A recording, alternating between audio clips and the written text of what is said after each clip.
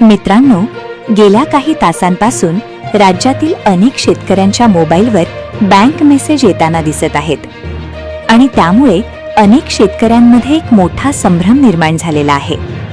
कारण काही शेतकऱ्यांच्या खात्यामध्ये अतिशय कमी रक्कम जमा होत असल्याचं दिसत आहे आणि ही रक्कम पाहिल्यानंतर अनेकांना असं वाटत आहे की हा खरीप 2025चा पीक विमा जमा झाला आहे.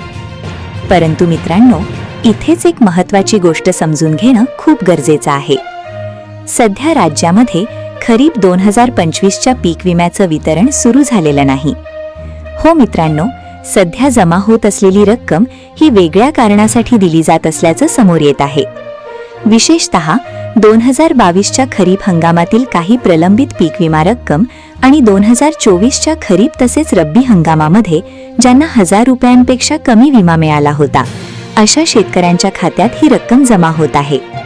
मित्रांनो, राज्य शासनाच्या नियमानुसार पात्र शेतकऱ्यांना किमान 1000 रुपयांचा पीक विमा मिळणं अपेक्षित आहे आणि 2019च्या शासन निर्णयानुसार काही शेतकऱ्यांना कमी रक्कम मिळाल्यास उर्वरित रक्कम पूरक अनुदान स्वरूपात दिली जाते आणि सध्या जी रक्कम जमा होत आहे ती याच पूरक अनुदानाचा भाग असल्याचं सांगितलं जात आहे. काही शेतकऱ्यांच्या खात्यामध्ये ही रक्कम यापूर्वी जमा झाली नव्हती, कारण आधार लिंक नसणं, बँक खात्यातील तांत्रिक अडचणी किंवा इतर काही कारणांमुळे अनेकांची रक्कम अडकून पडली होती. परंतु आता टप्प्याटप्प्याने ही रक्कम पुन्हा जमा करण्यात येत असल्याचं दिसत आहे.